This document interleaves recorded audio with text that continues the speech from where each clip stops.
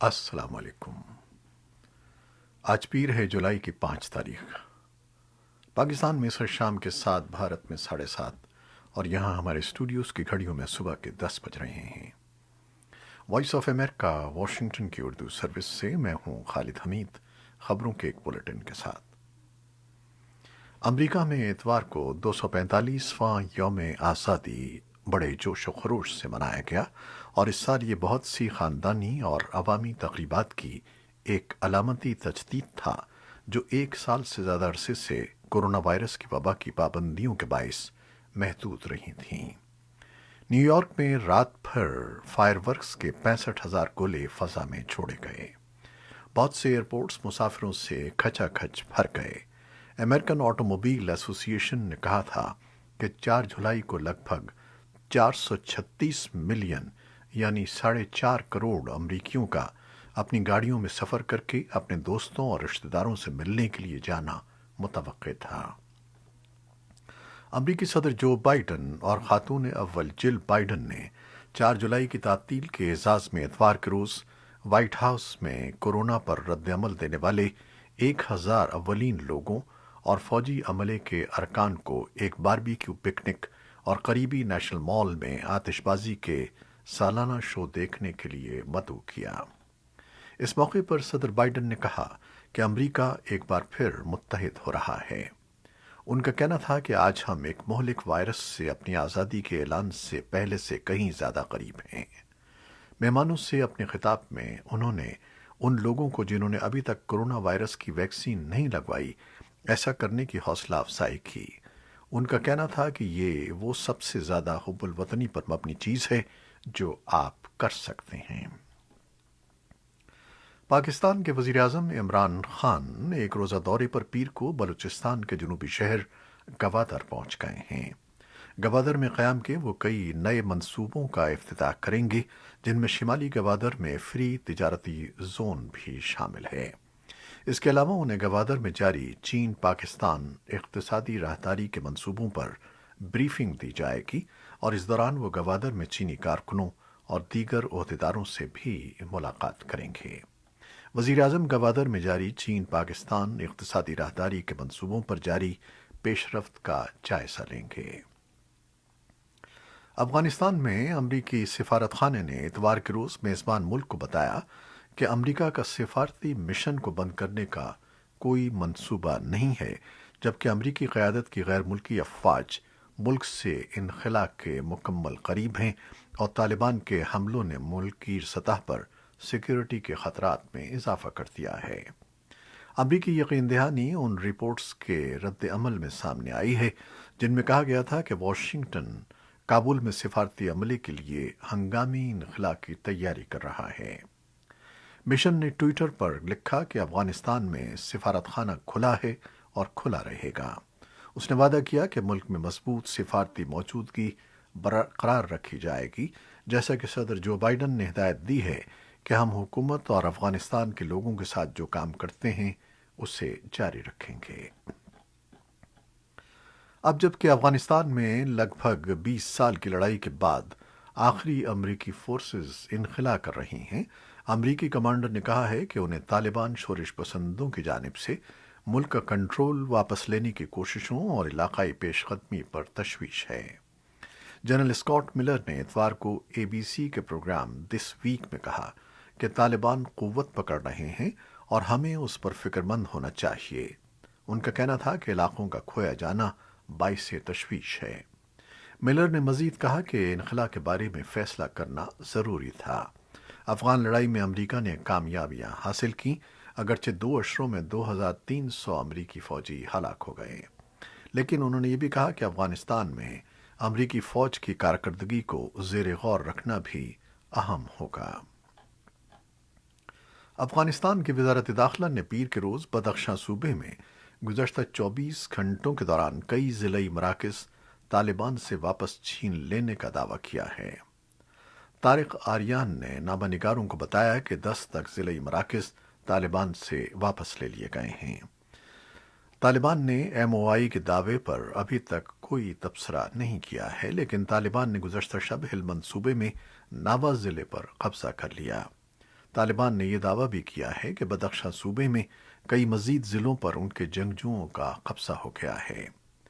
ادھر افغان وزارت دفاع نے افغان جنگجوؤں کی پیش قدمی کے بعد بدخشاں صوبے کے صوبائی دارالحکومت فیض آباد کے گرد افغان فوج کی اسپیشل فورسز تعینات کر دی ہیں۔ دریں اثنا تاجکستان کے ذرائع ابلاغ نے طالبان کی بدخشاں صوبے میں پیش قدمی کے بعد 1000 سے زیادہ افغان فوجی اہلکاروں کے فرار ہو کر تاجکستان آنے کی اطلاع دی ہے۔ صدر اشرف غنی اور تاجکستان کے صدر امام علی ریمان نے فون پر ان افغان فوجیوں کے فرار ہو کر تاجکستان جانے کے بارے میں بات کی ہے۔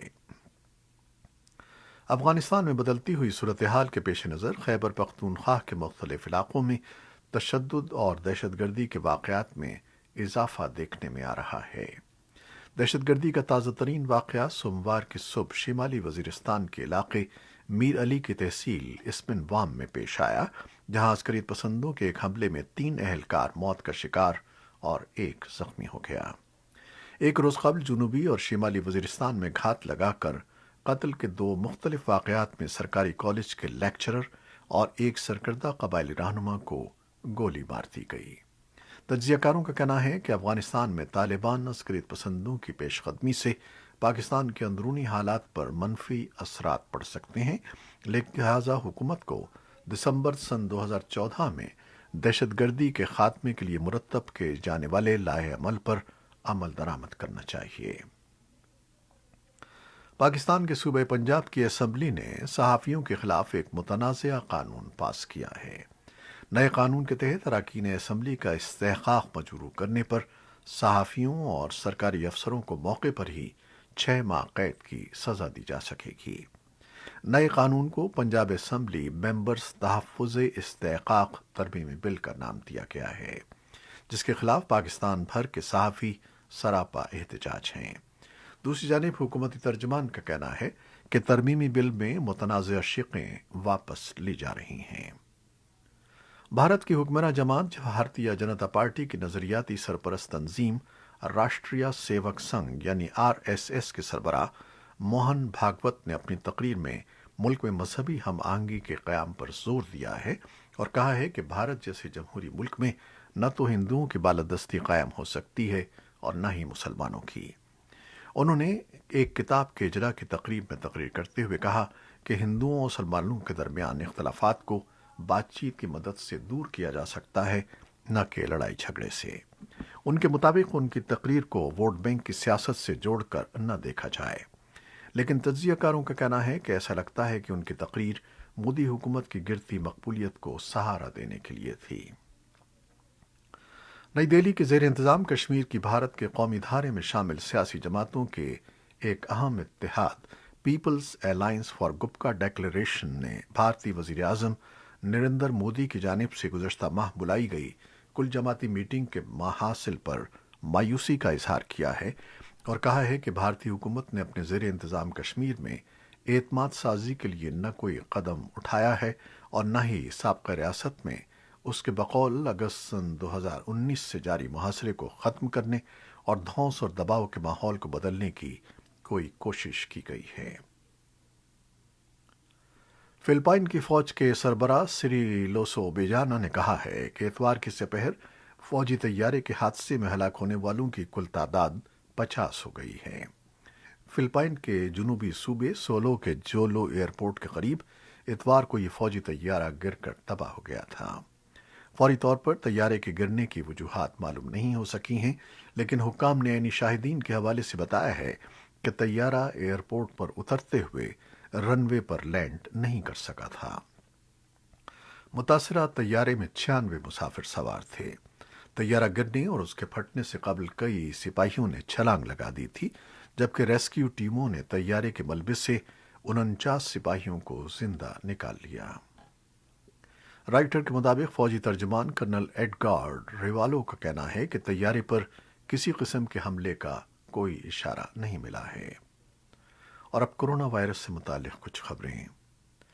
پاکستان میں گزشتہ 24 گھنٹوں کے دوران 45,245 افراد کے ٹیسٹ کیے گئے، جن میں سے 1,347 افراد میں کورونا کی تشخیص ہوئی ہے۔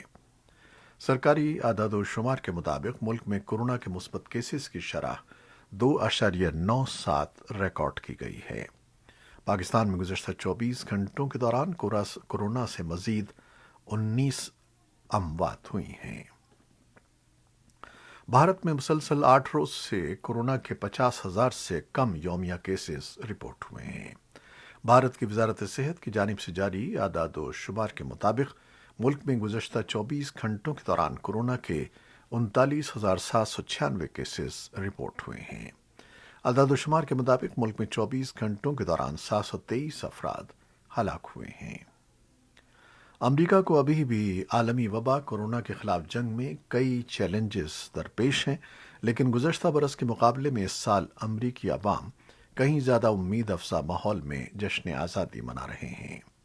एक साल कबल हस्पतालों में मरीजों का रश, मुख्तलिफ रियासतों में पाबंदियाँ, हज़ारों अमवात और वैक्सीन के हवाले से गैर यकीनी सूरत हाल में घिरे अमरीकियों के लिए रवां साल यौम आज़ादी कतरे बेहतर वक्त की उम्मीद लेकर आया है।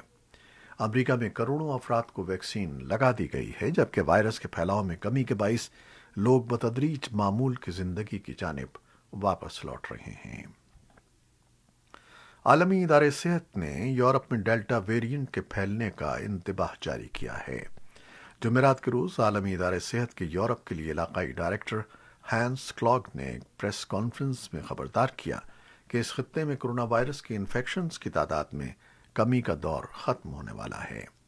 उनका कहना था कि 53 मुल्कों में कोविड-19 के केसेस में 10 हफ्तों से जारी कमी का दौर ख़त्म होने वाला है। गुज़श्ता हफ्ते इन केसेस की तादाद में 10% इजाफा हुआ था, जिसकी वजह पाबंदियों में नरमी के बाद इंसानी राब्तों, सफ़र और इज्तिमात में इजाफा है। ईरान के सदर हसन रूहानी ने कहा है कि तेज़ी से फैलने वाले कोरोना वायरस के डेल्टा वेरिएंट के बायस मुल्क में वायरस की 5वीं लहर का खतरा है।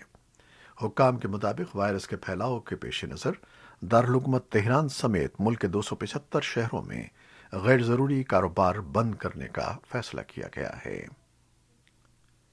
बरतानवी शहजादी केट मिडल्टन ने अपनी तमाम तर मसरूफियात को मनसूख करते हुए खुद को करंतना कर लिया है। किंगस्टन पैलेस के तर्जमान की जानिब से पीर को जारी बयान में कहा गया है कि गुज़श्ता हफ्ते शहजादी का एक शख्स से साथ राब्ता हुआ था, जिसका बाद में कोरोना वायरस के टेस्ट का नतीजा मुस्बत आया था। बयान में कहा गया है कि केट मिडल्टन को किसी किस्म की अलामात ज़ाहिर नहीं हुई हैं, ताहम वो हुकूमत की जानिब से जारी करदा अहकामात पर अमल करते हुए अपने घर में ही आइसोलेशन में हैं। खबरसां इदारे रॉयटर्स के मुताबिक शहजादी केट मिडल्टन ने गुज़श्ता हफ्ते मुताद्दिद इवेंट्स में शिरकत की थी, जिनमें जुमे को होने वाला विमिल्टन टेनिस चैंपियनशिप का मुकाबला भी शामिल है। मुत्तहिदा अरब अमारात ने रवां बरस तेल पैदा करने का कोटा बढ़ाने का मुतालबा करते हुए तेल पैदा करने वाले ममालिक की तंजीम ओपेक की जानिब से सन 2022 के इख्तिताम तक तेल की पैदावार कम रखने के मंसूबे की मुखालिफत करती है। ओपेक ममालिक ने जुमे को रवां बरस दिसंबर तक तेल की यौमिया पैदावार 20 लाख बैरल तक बढ़ाने की तजवीज़ दी थी, जबकि आइंदा बरस के इख्तिताम तक तेल की पैदावार कम रखने का मंसूबा था, जिसकी अमारात ने मुखालफत की है। ये थी वो खबरें जो फेसबुक लाइव पर हमने आपके लिए पेश की। हमारी वेबसाइट और यूट्यूब पर यह बुलेटिन पोस्ट कर दिया जाता है, जिसे आप बाद में भी देख सकते हैं। हमारे इस बुलेटिन को शेयर करना ना भूलिएगा। खालिद हमीद को अब इजाज़त दीजिए। अल्लाह हाफिज़।